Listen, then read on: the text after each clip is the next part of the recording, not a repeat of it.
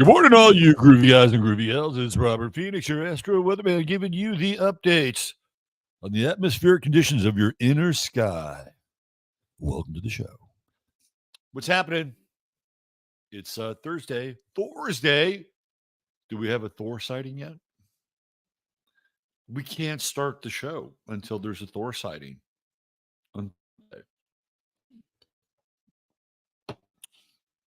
How is everyone? Wherever you are. Wherever you are. Man, this T-square from yesterday. What an interesting experience that was for yours truly. I was going to save this story for 15 minutes, but it falls into the astrological realm. So I'm going to talk about it. So yesterday we had that moon sun opposition, square Pluto, that dynamic tension, right? Fixed T square. And boy, did I get caught in the fucking crosshairs yesterday. So let me tell you what happened. I'm at HEB, which is a grocery store here, right? And they have gas pumps at HEB. Everybody goes there because they generally have the cheapest gas in town, and there's lots of pumps, right? So I'm there, and it's probably about 12:30. Surprisingly, a lot of activity at the HEB gas pump. So my tank on the left hand side of the car.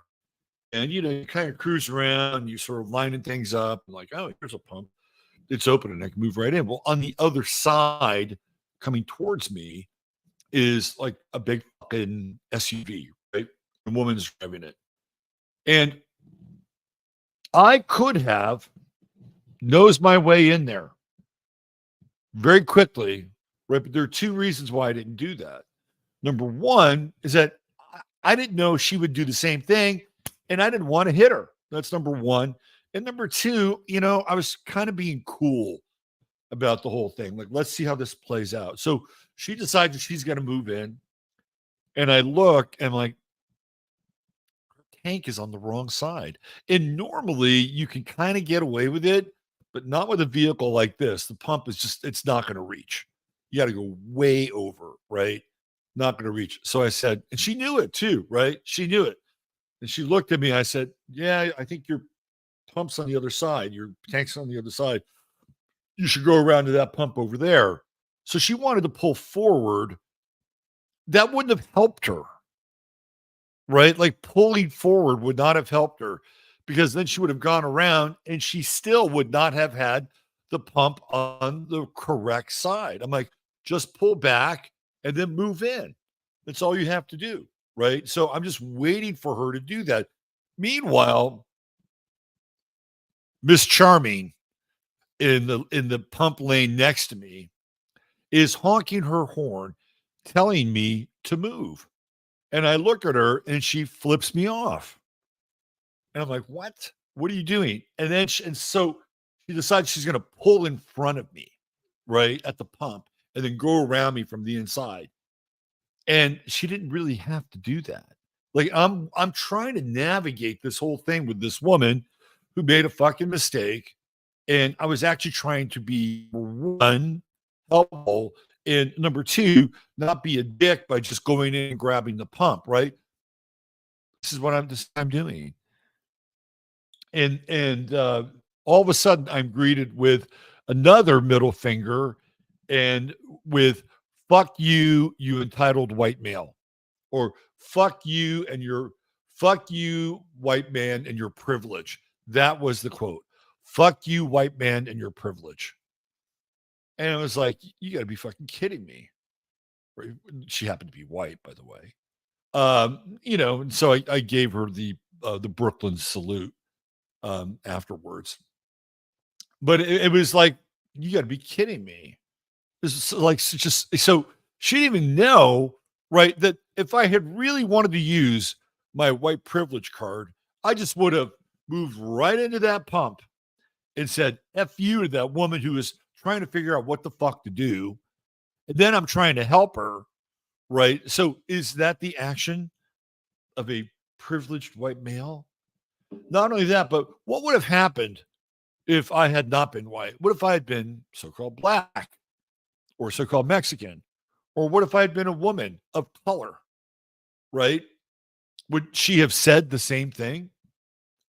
Would she have been that negatively reactive towards me?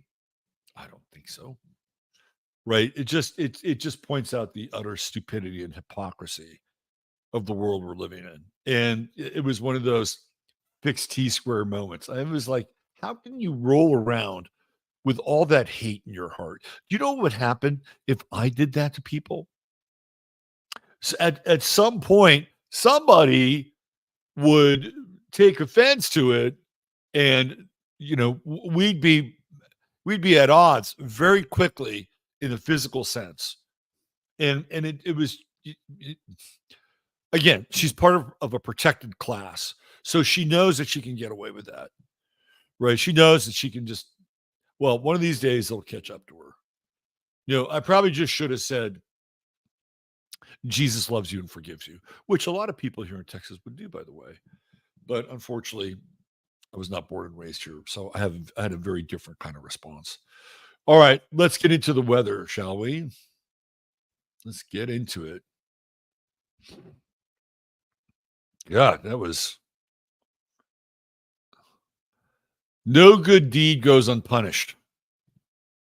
Isn't that right, Jasper? You would have done the same thing, wouldn't you? You are a privileged orange cat. I won't hold it against you. All right, there's our friend, the moon in Scorpio. God, what a friend. Um, Today is one of those days, especially early in the day.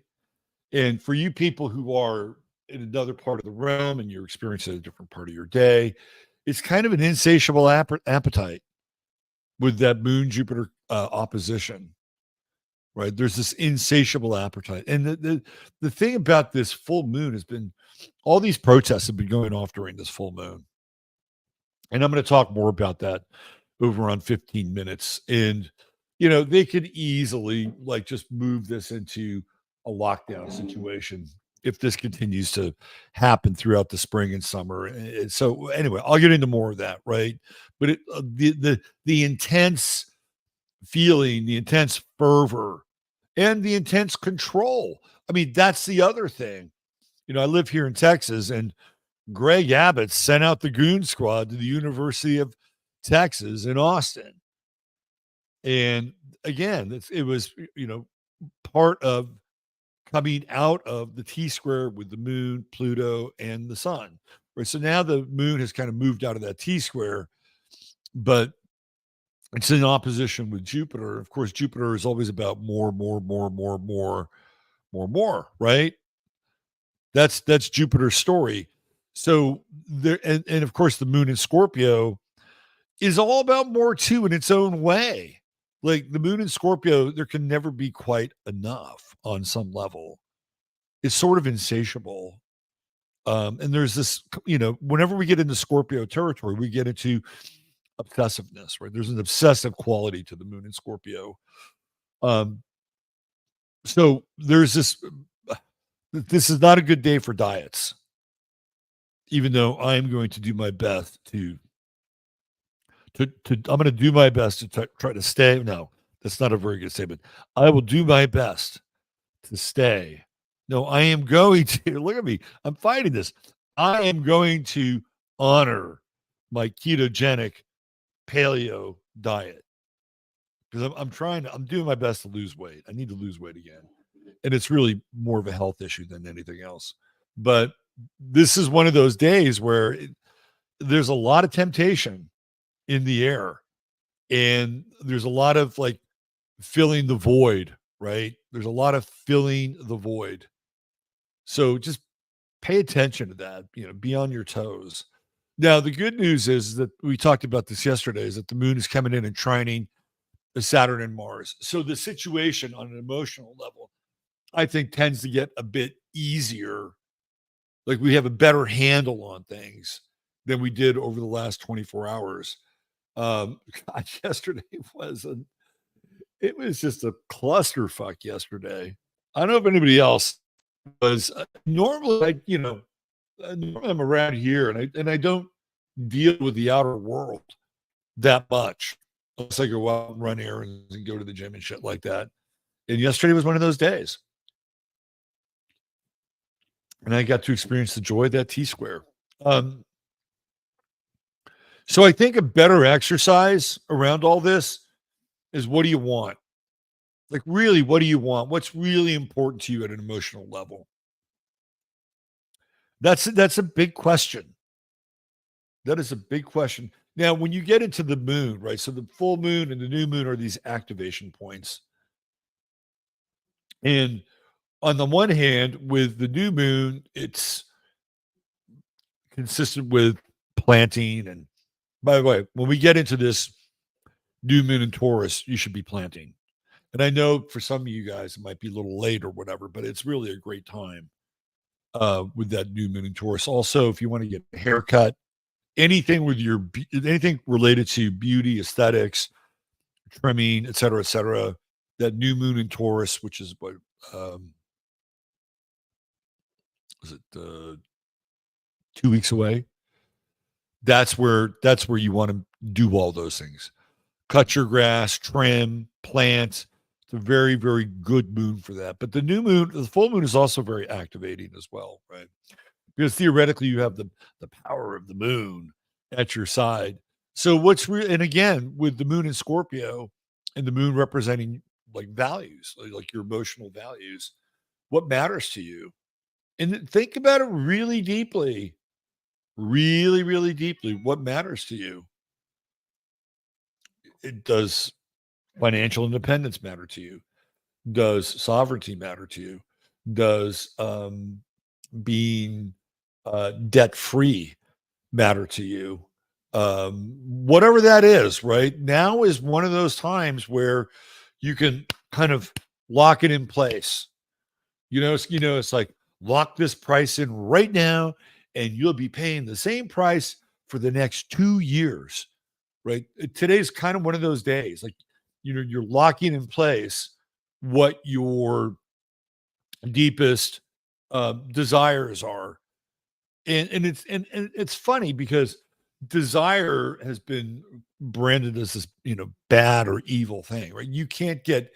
Anything you can't get anything in this world without some degree of desire, even if it's as altruistic as, oh, well, I desire to help people, or I desire to be of service to God. There's desire in there, right? Even if you distill it to its most, I don't know, perfected form, you're always going to deal with some degree of desire. It's the way it is, right? So there's a lot of desire with this Scorpio moon. And today, with the trine coming in with Saturn and Mars and Neptune, you can put those desires into action, right? Into action. And when you deal with Pisces, Pisces is one of those signs that just has a really like high vibration octave and a really low vibration octave. So with Pisces, you want to be on the high side of things. You want to be at a place where what you are looking for isn't just something that's temporary or you want the best of the best, right? You want the highest fruit on the tree, so to speak, using that kind of high low. Like, low hanging fruit isn't always the best fruit. It's the easiest fruit, but it's not always the best fruit. So today's one of those days where you can kind of lock this stuff in. So the question is, what is important to you? And if you just have to identify that, right? You have to identify what's important to you on a deep level, and then you just take steps and move towards it for the highest good. And this is really the thing that is the kicker, right? That it's for the highest good. So it's not just for you, but it's also for people that are connected to you or associated to you, or even the species in general, right? Let's say, for instance, you have a desired goal, and in a world where everything is in some form of, entropic collapse or decay, you can still have goals, whether it's, me, losing weight because of my health or whatever. Like, you can still have goals. They're important. If you don't have them, then you don't have anything, right? Whatever those goals are. So today's a day where you really dig down and say, you know what, this is really important to me. And I do believe that if you can meet your goal or master a situation or create positive change in your life, and you're not going to be able to always do it alone. Like, there are other people, there are other forces and other entities involved, right? The idea is that your power is doubled when you have belief and faith in a higher power that is assisting you towards those goals. That is really the key. That's like the turbo on the engine. So you have to get in touch with that as well. And then, the other side of it is, hey, look, if it's not in my highest good, then I'm willing to let it go. And then maybe my view is limited. Show me something else. Show me something that I can't even see, with my own eyes, something beyond my own field of vision. See, that's an honest take, right? We all have desire. We all have things that we want to have in our lives. Whatever. I mean, it could even be like, having people in your life have a better experience. It doesn't always have to be about you. Right? And then again, with this moon, you can lock that into phase. And you just really have to dial down into it. So, you know what? This is a deeply troubling situation. Maybe it's not you. Maybe it's somebody you love, friend, family, and you just get into that space and say, "Look, I want to be able to do something for this person if it's indeed the right thing to do. Show me how to do it. Give me the emotional tools, the spiritual wisdom and strength in order to facilitate change. And if I can't, if it's not up to me and it's out of my wheelhouse, then I'll let it go and give it over. Maybe it's somebody else's job, right? Because we can't do everything. But this is one of those days where if you lock into it, really lock into it, and then engage it with some degree of faith and understanding, and really connecting with this higher power, some interesting things can happen. So don't be thrown off course by a lot of the bullshit in the world. And there's a lot of bullshit in the world, and we'll talk about some of that. But again, this is also, why don't we just talk about it now? So when we have Jupiter and Uranus conjunct, which we've seen, Uranus tends to be what? Revolutionary and radical. Hello. And then when you have Jupiter, it makes it bigger, right? It's bigger. And look at Uranus is just kind of crept up on Jupiter again. So they're together once again, right? 22 and 22. So what are we seeing across all these campuses around the country? Revolution, intensity, right? And it's widespread.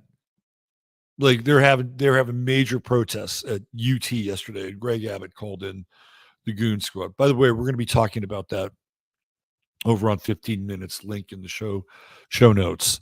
Also, by the way, I have redone my page for my services. So if you have been thwarted and have not been able to uh, purchase a reading or a session with me, the store is open, and the link is in the description as well. Don't forget to subscribe, hit like, all that stuff. And if you feel like buying me a cup of coffee, well, cheers to you. So we have this desire to theoretically, not we, but they, um, to be free, right? To freely assemble, to freely protest. And on the other side of this, you have this moon in Scorpio. And I'm not here to rip on people with moon in Scorpio. So please don't take this personally if you happen to have moon in Scorpio, right? But the moon in Scorpio is very insistent, right? Like it goes down into lockdown. And Scorpio is really black and white, really, really black and white. So what do you have on the other side here, right? On the other side, you have people that are essentially saying, well, this is hateful. These students aren't safe. It's anti-Semitic, so you have this, and you can even see it right with that T square. It's like the irresistible force and the immovable object, and this whole idea of law. Like Jupiter represents law. Libra represents Libra doesn't represent adjudication. That's Saturn. That's Capricorn. Libra represents the process of litigating between two parties. That's the role Libra plays in law. Sagittarius has to do with the creation of law. Capricorn has to do with the adjudication of law. If you've ever seen judges, what color robe do they wear? They wear black. Black is the color of Saturn, right? They are Sauron. Like judges are Sauron. Sauron, of course, being Saturn. Uh, so this is law, right? This is freedom and law. And over here we have the moon in Scorpio in opposition to that. And it's like, no, you're not going to be able to assemble. You're not going to be able to protest, no matter what you think or how you spin this thing, right? Like it is written in the Constitution, which you could probably wipe your ass with by now. But it's written in the Constitution that you have freedom of assembly, freedom of expression. And what we saw in the last 24 hours is that in many cases, there are people who will tell you otherwise, right? So we're still in here. We're still in this moon in Scorpio opposing Jupiter and Uranus, right? So we're in this standoff, and people have very strong emotions about what's going on. Now, it's going to be interesting to see what happens when the moon moves into Sagittarius. So going into later tonight, early tomorrow, we're going to have a 48-hour period with the moon in Sagittarius. And that's where this law piece really kicks in. That's where things get really strident. You think things are strident now? Wait till that moon goes into Sagittarius. Because then it's going to start to square Saturn, Mars, and Neptune. It's going to get messy. It's going to get very messy starting tomorrow. And are the protests going to go away over the weekend? I don't think so. And we know that in many cases, there are hidden hands behind these protests as well, right? It's sort of like, oh, look, we got a brush fire. Let's pour some gasoline on that brush fire. So it's very divisive, right? The protests are very divisive on and again, in a perfect world, they shouldn't be. In a perfect world, it's like, yeah, you know what? You have the right to protest. Do you have the right to shut down certain parts of the school? I would say no. No, you don't have the right. If you want to go out to the quad or whatever and do your thing and do your silent dances. I mean, the whole thing to me reminds me of like things that I would see at the University of Santa Cruz or Evergreen College. It has that kind of vibe. But again, it's their right to do that. And the campus theoretically is a public space. Even though they're private institutions, it's a public space. You know, as long as they're not they're not interrupting classes and learning that other students want to do, why not? It's their right. Yeah, Columbia has suspended all classes for the rest of the year. So now they're into online learning. Great. So this is, it feels to me like this thing is going to metastasize. And once you have chaos, there's so many opportunities to move push the needle anywhere you want. Right? You just move that needle anywhere you want. And people are incredibly reactive when they see this stuff. Like, How dare they do that? They're wasting their education. What do their parents think? Look at us, little fucking rainbow unicorn pieces of motherfucking shit. This is all evoking the Vietnam era. And I put a post up on Twitter today that in 1968, which was really kind of the height of the Vietnam protest movement, it would continue into 69. It starts to peter off a bit in 70, 71. Like you just can't sustain that level of intensity. So 68 is high watermark. And you also have the Democratic Convention in Chicago, which was essentially taken over by the Weather Underground, right? And then, of course, in Paris, the summer of 1968, it was so bad that de Gaulle almost left the country. That's how bad it was.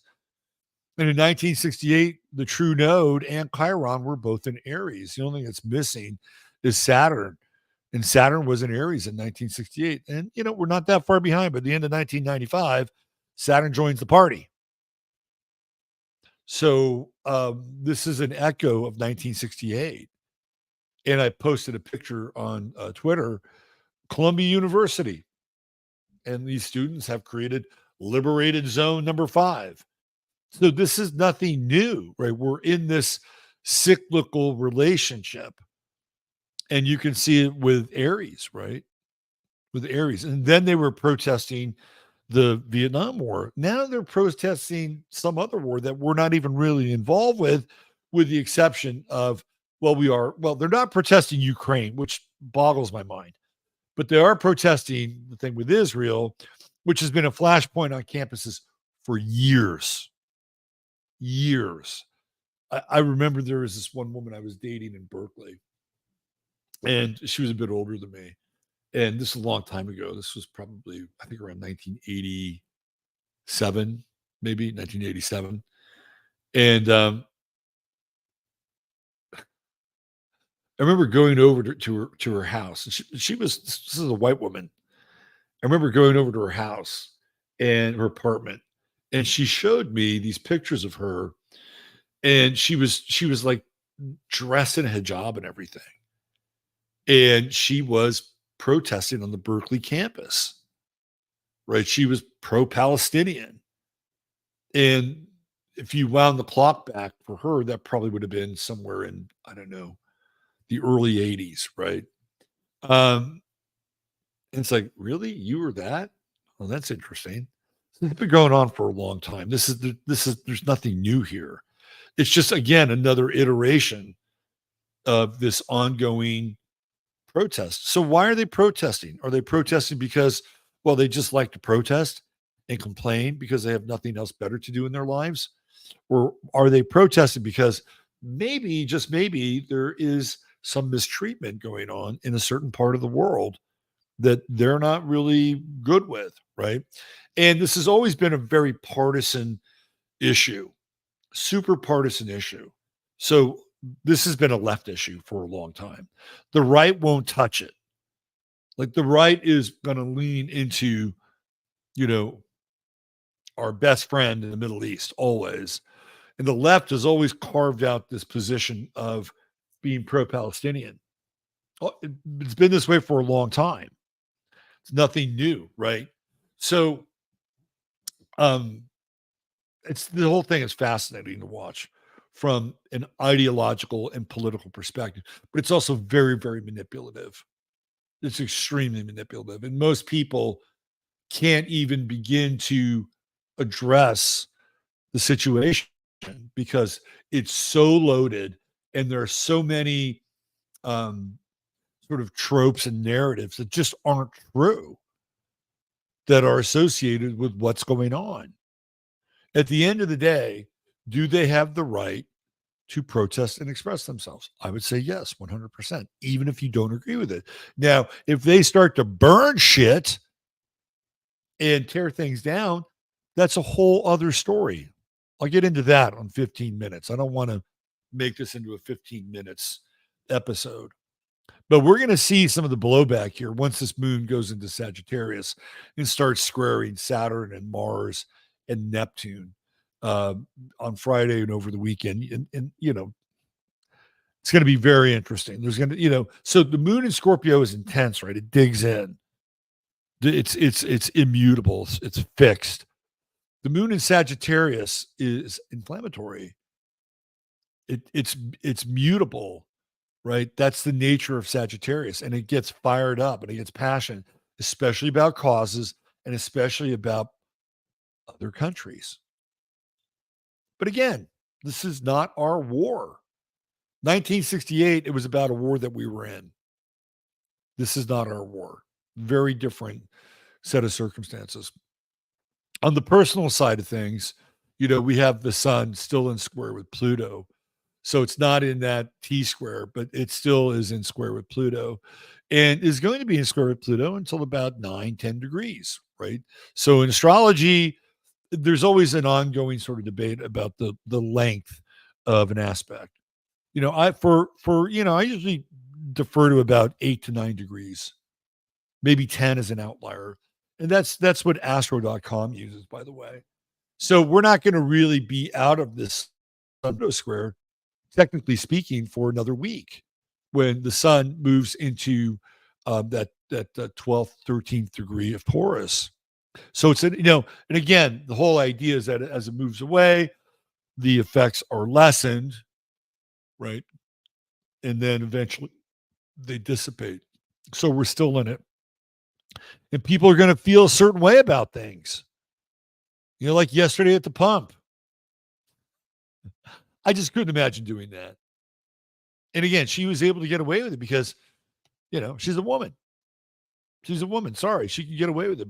But if two men did that with each other, it wouldn't be like that, right?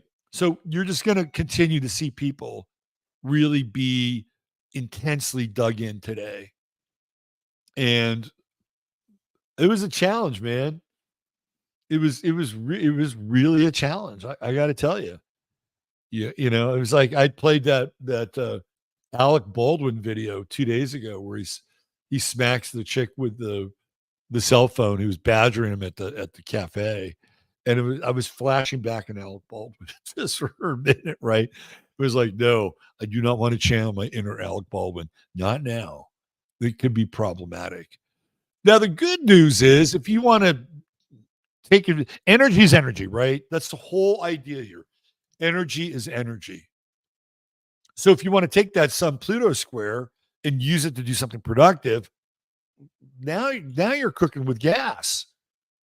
Right now it's like, you know what? God damn it. I'm going to get through this thing no matter what. Now you have to ask yourself, number one, is it worth it? If it's yes, then just commit all the way. Go through whatever you have to go through in order to change the energy. That square is transformational, right? And all the fixed signs are going to get worked over with Pluto in Aquarius. It's just the nature of the beast, right? So if you're a Taurus or a Scorpio or Leo or an Aquarian, Pluto is going to factor heavily in your life, right? It's either going to square, oppose, or conjunct. And depending on, what planets it is, it can have some, significant effects, right? We talked about the baby boomers, Pluto and Leo. So this Pluto is now beginning to affect the early baby boomers who show up in right around 1940. And we're going to get into one of them today on the Star of the Day. So this is a big time for the baby boomer generation, the Pluto opposition. And it's a pretty intense opposition. So we have, let's see, we've got the Venus square is still in there, right? And again, that's an intense square, Venus Pluto square. I mean, yeah, it was there yesterday. And we also had that moon square. So there was a lot of intensity around motion, interpersonal relationships, and really defined by absolutes. That's what happens when you get into Scorpio. That's what happens when you're dealing with Pluto. You're dealing with absolutes, black and white. Like that woman couldn't just step back and go, oh, Maybe there's something else going on here. No, it was an absolute position. Absolute.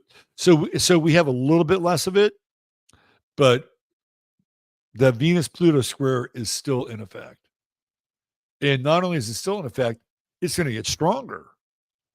It is going to get stronger. And when you get into Venus Pluto squares, relationships can be affected by it. And again, there's one if you no, the idea theoretically is that there are issues in your relationships, whatever they are. The idea is that you would identify what they are and you would first internally address it. Like, why is this happening? What do I want to get out of this situation? How's the other person feeling? Right? You want to have kind of a broad grasp on whatever struggle you're having with relationships and resources. Oh, I've had a bit of that in the last few days. But that's a different story. And then what you want to try to do is you want to be able to be clear, right? You want to be clear because if you're going to address these things, and they'll need to be addressed, by the way, but if you're going to address these things, then you need to have clarity so you can make the changes that are associated with them. If you're not clear, then you will run the risk of alienating people and cutting people off. And there's really no kind of walking back, right? Once you have these kind of declarative moments, and right now Venus is in Aries, so it's cardinal, it's catalytic, like it's burning, right? It's burning, like the fires are burning. But once it moves into Taurus, it's fixed. So your decisions, your agreements, whatever comes out of that period of time, it's done. And you really can't walk it back. So we're in a very interesting phase when it comes to this Venus Pluto square. So anytime we go into fixed sign territory, like for instance, later this year, we're going to have Mars and Leo, right? And it's going to be in this opposition with Pluto.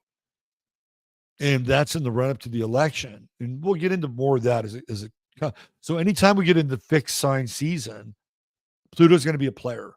So whether it's Venus or Mercury or the sun, because we all know that those are the three main planets during a particular astrological season that are going to follow closely, right? So this is going to be a really interesting time, and everybody, and again, you don't have to just be a Leo or a Taurus or a Scorpio. No, those planets are going to show up in your chart.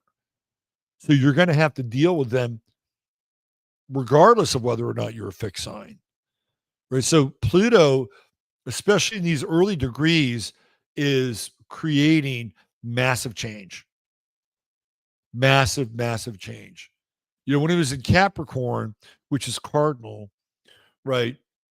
The whole idea with Pluto and Capricorn was to catalyze change. With Pluto in Aquarius, it's like, nope, we're done here. Close the chapter, move on. Like there's a new boss in town, or there's a new order. There's a new order in town. And it's going to be an interesting time, no doubt. Yeah, I think we've covered everything. I mean, I suppose I could get into the Jupiter sextile with Saturn and Neptune and Mars, which I think is probably, this wing of the moon here, and manifestation, which we already covered. It's just an extra kind of added bonus. It's the turbo. All right, let's see if we can move through our True Hemp Science star of the day. Let me get my banner up.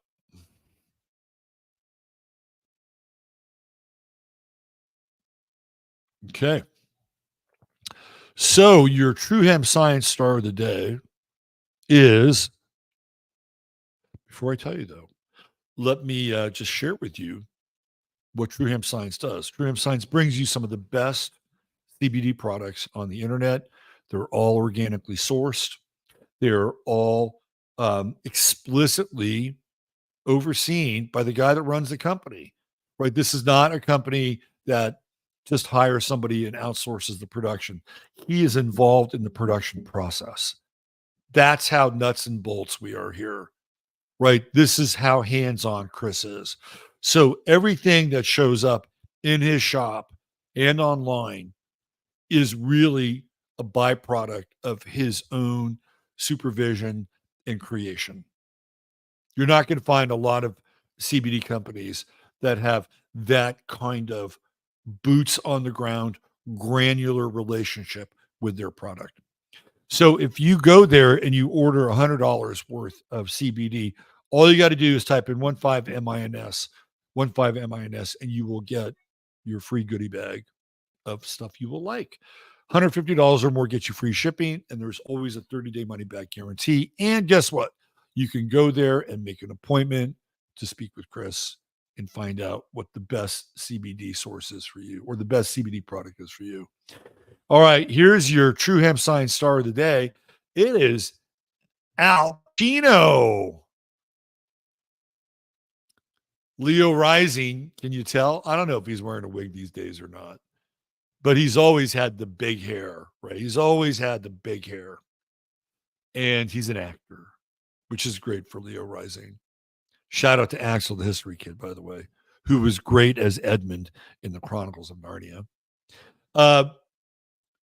Pacino's an interesting character in a lot of ways. First of all, he's Italian, obviously, but he comes from a small family. He's Al Pacino's an only child. And if you think about it, that's really odd for an Italian family. It's like they're Catholic, procreate, procreate, procreate. But his parents divorced when he was 2 years old. And he wound up living with his mother and grandfather and grandmother. And so he was raised in New York City. And he was kind of a punk. He was a punk and a troublemaker. And eventually he stumbles into acting, right? This is back in the early 60s. He smokes weed and, he's kind of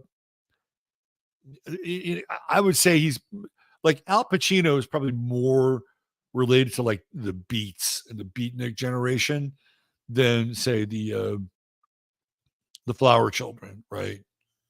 So by the time 1968 rolls around, which is the year that we quoted, Al Pacino's 28 years old. He's no kid, sprinting around a college campus with a burning flag in his hand, right? He's going through his Saturn return. So he's kind of older. And he kicks around a long time in acting and does a lot of stage plays. And he studied with Lee Strasberg, who is the king of the method actors, right? And credits Lee Strasberg with changing his life. So what's interesting is Pacino's Sun Saturn conjunction. And he's very like, this is a very 10th house guy, Jupiter and Aries. And when you look at his parts, the parts that he's famous for, I mean, he's kind of famous for, being a fucking gangster. He was Michael. By the way, I didn't know this, but there were other actors who had real interest in playing Michael in The Godfather. One of them was Jack Nicholson. Could you imagine Jack Nicholson as Michael Corleone? I can't. Another was Warren Beatty. I cannot imagine for the life of me Warren fucking Beatty as Michael Corleone. Everybody wanted that part, right? So he gave it to Pacino because Pacino was a lesser known actor at the time, but had done some stuff with Marty Scorsese. He did the movie Panic in Needle Park, where he played a junkie. And so he gets the role, right? He's a gangster. That's one of his most famous roles. What else is he known? He's known for Scarface, another gangster, right? So we're really getting into Aries at the top of the chart. He's known as this very Aries-like character. Another movie that he's famous for is Dog Day Afternoon, where he's robbing a bank, right? And he's robbing a bank to pay for his buddy's sex change, John Cazale's sex change. Like, he's got these roles that are these inflammatory roles that he's famous for. What would be another? Oh yeah, even the coach were on Any Given Sunday, which is a crap movie, but the best part of the movie is his speech at the end. He's brilliant. He's the coach of this team, and I don't really buy Al Pacino as a football coach, except for that moment where he delivers this speech, right? And the thing about Pacino is that he has had longevity, so you can see that he didn't have like his father was Lee Strasberg. Like, that's his spiritual father. This is the guy that gets him into method acting and gives him his chops. And Pacino has had a very long career as an actor. Like, he is still actively at work. The guy's 84 years old. Not only is he actively at work as an actor, but he's making babies. Saturn, Sun, Taurus. He had his girlfriend, who's 30 years old, had a kid last year. I think it makes him, actually, if I'm not mistaken, one of the oldest men in history to have a child that we know about, right? Like, there are probably other dudes that were old that had kids, but we really don't know about them. Like, Al Pacino's on the record. He was his oldest kid is 33 years old, and he's never been married. He's had basically 4 out of wedlock children. And what's also interesting is the Venus-Mars conjunction, because Pacino has that kind of, how would I call it? I don't want to call it bisexuality, kind of a unisexuality. Like, there are times where he can be really, really feminine, like in a movie like Author, which is a terrible movie, but he can be very feminine. On the other hand, he can be really masculine and violent, right? I think that's part of the charm in some ways of Pacino and his character, or the characters. He also played the devil, right? He played the devil in The Devil's Advocate, which is all about a lawyer.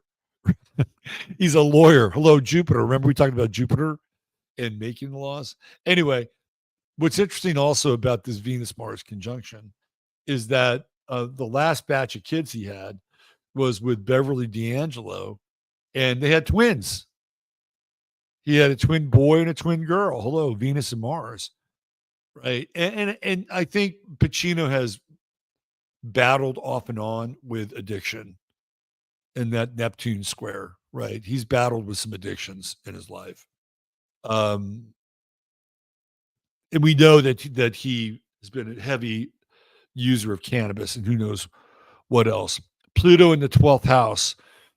And I've talked about the Pluto 12th house aspect, but he's also got a kind of a conjunction with the first, which gives him that intensity, right? Like, Pacino's intense. I'm not even really a huge Al Pacino fan, but he's got that intensity. But the thing with Pluto in the 12th house is that it drives people to do something, right? It drives them to make something of their lives in a way that really pushes them. And he's got that. He's got that Pluto square with Saturn, the Pluto square with the sun. This is a guy who would not be denied. And when you go back and look through his bio, there was a period where Strassman told him, look, enough with the part-time jobs. You're an actor. And that's what you have to do. Well, that's great, Lee. Well, where am I going to live? So Pacino, there was a period when he was going through his kind of apprenticeship, was, he would sleep in parks. He would sleep in movie theaters. He would sleep at friends' houses. Like, he was homeless. And that's what you get with that Pluto, Saturn, Pluto, Sun square. Like, you're going to go through the intensity of your experience because of what you want to get. And Pacino became very fixed, right? Sun Saturn conjunction about being an actor. Being an actor. It's interesting. He has the true node in Libra, which again, like he's played lawyers. He was in Injustice for All and he was in The Devil's Advocate. I'm not sure if there's other movies where he plays lawyers, but in The Godfather, he kind of lays down the law, doesn't he? Anyway, it's a very interesting chart. Super top heavy. So this guy's really focused on, being in the world. He's pretty private, moon down here in the fifth house, in Sagittarius. He's got 4 kids, and they're all with different mothers. All with different mothers. He's never been married. And he's had relationships with a lot of his co-stars in these movies. A lot. Not uncommon with Hollywood. Anyway, there's your true star of the day, your True Hemp Science star of the day, Al Pacino. Hoorah! All right. If you want to continue the conversation, please join us over on 15 Minutes of Flame. Link in the show notes. I am back open for business with readings and sessions. That's also a link in the show notes. And thank you for being here. It's going to be a hot summer, literally and figuratively. Just giving you the upfront about it. And we'll talk more about it over on 15 minutes. In the meantime, stay cool. God bless. We'll see you tomorrow here for the Friday Firecast. Bye for now.